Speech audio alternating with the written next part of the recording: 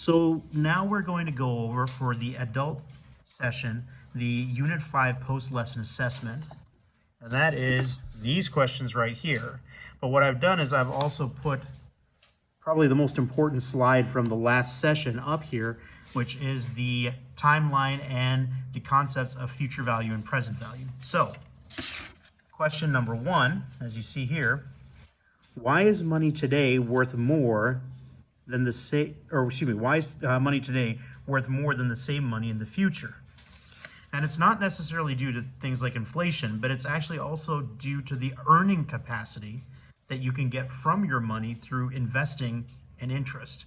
That's why $15,000 today is not the same thing as $15,000 in 5 years, and why when you're comparing money over time, you have to convert the money in or the money out in terms of what it would be worth now or what it would be worth at the end of the compounding period.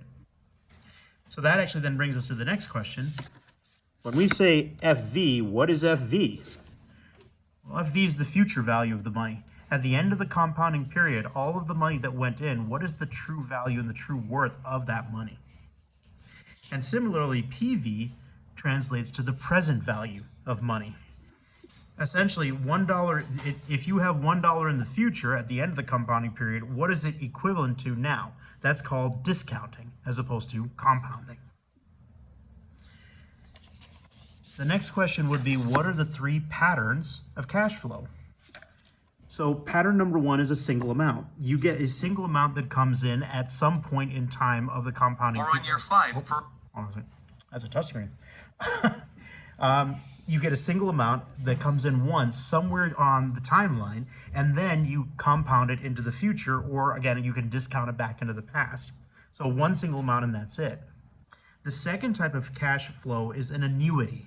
And an annuity has yearly fixed amounts coming in. So here how it says negative 15,000, 3,000, 5,000, this isn't an annuity. If this was 3,000, 3,000, 3,000, 3,000 all the way across, that would be considered to be an annuity type of cash flow.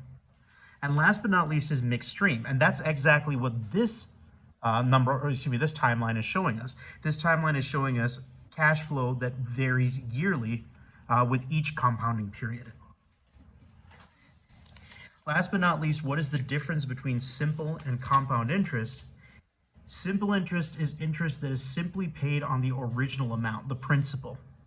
Most of the time when we're dealing with corporate finance, we're not dealing with simple interest. We're in fact dealing with compound interest. Compound interest is interest paid not only on the original amount, but also on the interest earned. And this works both ways. This works both for investments as well as for loans. This becomes important because this is that manner that we were talking about with investing. When you start compounding the money, the value of what $3,000 at year 0 may not be the same as the value of $3,000 on year 3 because there are less compounding periods for that year 3 money that you brought in. And so the future value is affected. Or similarly, if you discount it backwards, the present value is affected. Okay, next, we're going to use a financial calculator to figure out how we can calculate our future values and our present values for the different patterns of cash flow. That is single amount, annuity, and mixed stream. Basically how to calculate them.